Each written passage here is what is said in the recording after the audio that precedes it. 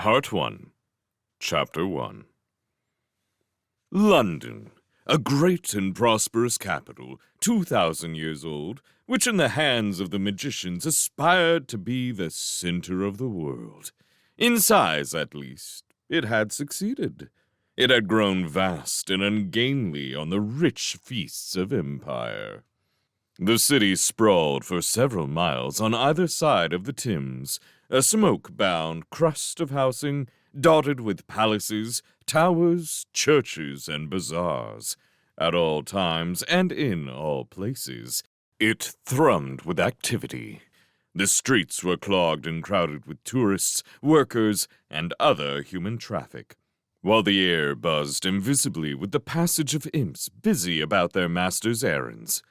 On the crowded quays extending into the grey water of the Thames, battalions of soldiers and bureaucrats waited to set sail on journeys across the globe. In the shadows of their ironclad sailing ships, colorful merchant vessels of every size and shape negotiated the cluttered river.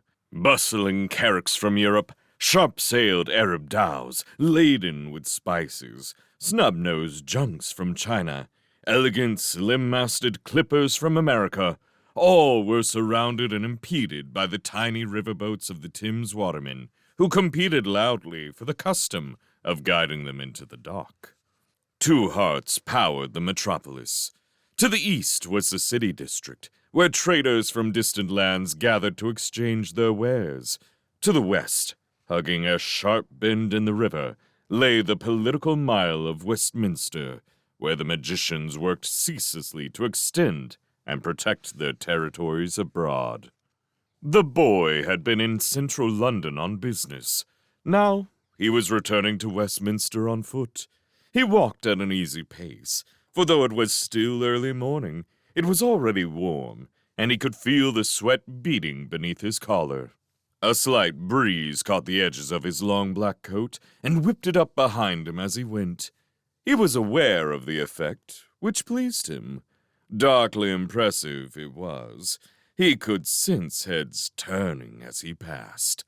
On really windy days, with his coat flapping out horizontally, he had the feeling he didn't look quite so stylish.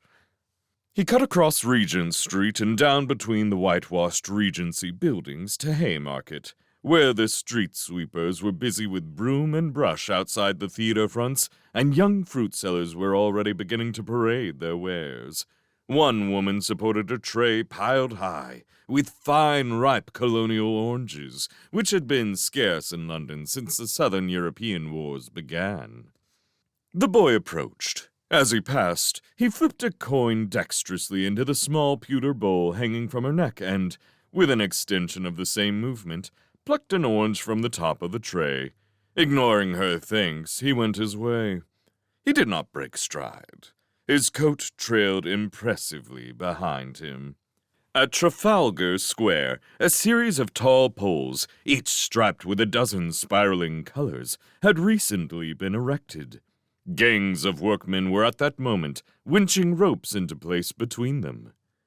Each rope was heavily laden with jaunty red, white, and blue flags. The boy stopped to peel his orange and consider the work.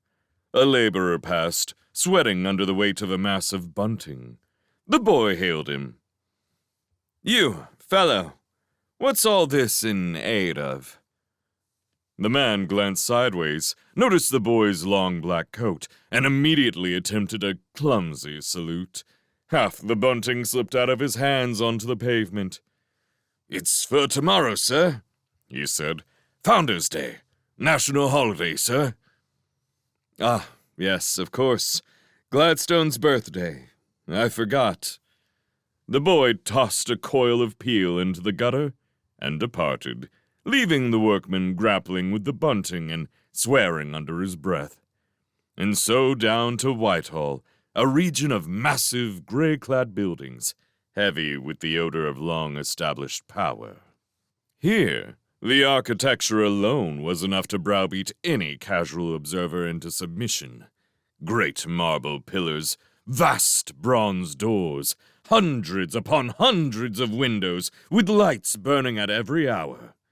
Granite statues of Gladstone and other notables, their grim-lined faces promising the rigors of justice for all enemies of state.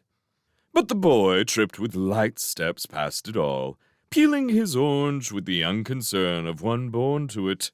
He nodded to a policeman, flashed his pass to a guard, and stepped through a side gate into the courtyard of the Department of Internal Affairs, under the shade of a spreading walnut tree. Only now did he pause, gulp down the remainder of his orange, wipe his hands on his handkerchief, and adjust his collar, cuffs, and tie. He smoothed back his hair a final time. Good. He was ready now. It was time to go to work. More than 2 years had passed since the time of Lovelace's rebellion and the sudden emergence of Nathaniel into the elite. By now he was 14 years old, taller by a head than when he had returned the amulet of Samarkand to the protective custody of a grateful government, bulkier too, but still lean-framed, with his dark hair hanging long and shaggy around his face after the fashion of the day. His face was thin and pale with long hours of study, but his eyes burned hot and bright. All his movements were characterized by a barely suppressed energy.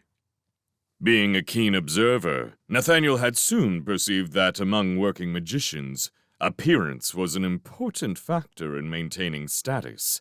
Shabby attire was frowned upon. Indeed, it was a surefire mark of mediocre talent. He did not intend to give this impression. With the stipend that he received from his department, he had bought a tight-fitting black drainpipe suit and a long Italian coat, both of which he considered dangerously fashionable. He wore slim, slightly pointed shoes and a succession of garish handkerchiefs which provided an explosion of color across his breast.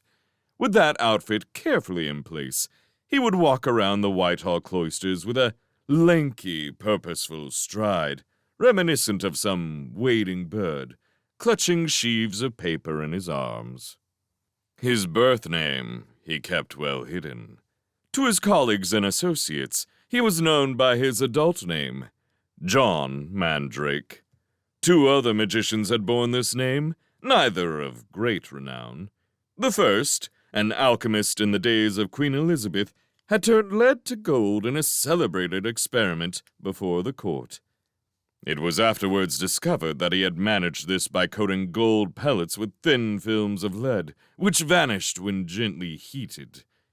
His ingenuity was applauded, but he was beheaded nonetheless. The second John Mandrake was a furniture maker's son who had spent his life researching the many variants of demonic might. He had amassed a list of 1,703 increasingly irrelevant subtypes before one of them, a lesser-frilled green hornet wing, stung him in an unguarded area. He swelled to the size of a chaise lounge, and so died. The inglorious careers of his predecessors did not concern Nathaniel. In fact, they gave him quiet satisfaction. He intended to make the name famous for himself alone.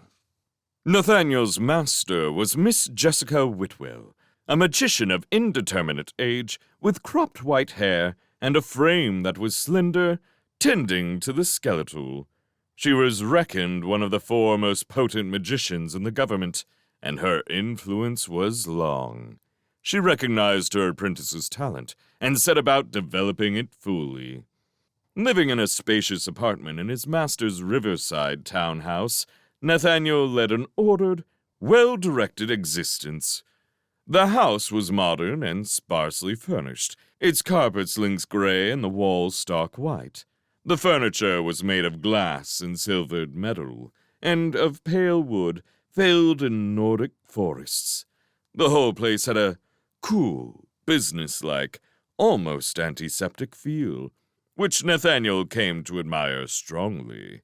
It signaled control, clarity, and efficiency, all hallmarks of the contemporary magician. Miss Whitwell's style even extended to her library. In most magical households, libraries were dark, brooding places, their books bound in exotic animal skins with embroidered pentacles or curse runes on the spines. But this look, Nathaniel now learned, was very last century. Miss Whitwell had requested Yaroslavs, the printers and bookbinders, to provide uniform bindings of white leather for all her tomes, which were then indexed and stamped with identifying numbers in black ink. In the center of this white-walled room of neat white books was a rectangular glass table, and here Nathaniel would sit 2 days every week, working on the higher mysteries. In the early months of his tenure with Miss Whitwell, he had embarked on a period of intensive study and, to her surprise and approval, mastered successive grades of summoning in record time. He had progressed from the lowest level of demon, mites, molars, and goblin imps, to medium, the full range of foliates, to advanced, djinn of various castes, in a matter of days. After watching him dismiss a brawny djinni with an improvisation that administered a slap on its blue rump, his master expressed her admiration. "You're a natural, John," she said. "A natural. You displayed bravery and good memory of Hedwelham Hall in dismissing the demon there, but I little realized how adept you'd be at general summonings. Work hard, and you'll go far." Nathaniel thanked her demurely. He did not tell her that most of this was nothing new to him, that he had already raised a middle-ranking djinni by the age of 12. He kept his association with Bartimaeus strictly to himself. Miss Whitwell had rewarded his precocity with new secrets and tuition, which was exactly what Nathaniel had long desired. Under her guidance, he learned the arts of constraining demons to multiple or semi-permanent tasks, without recourse to cumbersome tools such as Adelbrand's pentacle. He discovered how to protect himself from enemy spies by weaving sensor webs around himself, how to dispel surprise attacks by invoking rapid fluxes that engulfed the aggressive magic and carried it away. In a very short space of time, Nathaniel had absorbed as much new knowledge as many of his fellow magicians who were 5 or 6 years older. He was now ready for his first job. It was the custom for all promising magicians to be given work in lowly departmental positions as a way of instructing them in the practical use of power. The age at which this occurred depended on the talent of the apprentice and the influence of the master. In Nathaniel's case, there was another factor too, for it was well known about the coffee bars of Whitehall that the Prime Minister himself was following his career with a keen and benevolent eye. This ensured that, from the outset, he was the object of much attention. His master had warned him of this. "Keep your secrets to yourself," she said, "especially your birth name, if you know it. Keep your mouth shut like a clam. They'll prize it all out of you otherwise." "Who will?" he asked her. "Enemies you haven't yet made. They like to plan ahead." A magician's birth name was certainly a source of great weakness if uncovered by another, and Nathaniel guarded his with great care. At first, however, he was considered something of a soft touch. Pretty female magicians approached him at parties, lulling him with compliments before inquiring closely into his background. Nathaniel fended off these crude enticements fairly easily, but more dangerous methods followed. An imp once visited him while he slept, cooing gentle words into his ear and asking for his name. Perhaps only the loud tolling of Big Ben across the river prevented an unguarded revelation. As the hours struck, Nathaniel stirred, woke, and observed the imp squatting on the bedpost. In an instant, he summoned a tame foliate, which seized the imp and compressed it into a stone. In its new condition, the imp was sadly unable to reveal anything about the magician who had sent it on its errand. After this episode, Nathaniel employed the Foliot to guard his bedroom conscientiously throughout each night. It soon became clear that John Mandrake's identity was not going to be compromised easily, and no further attempts occurred. Soon afterwards, when he was still scarcely 14, the expected appointment was made, and the young magician joined the Department of Internal Affairs.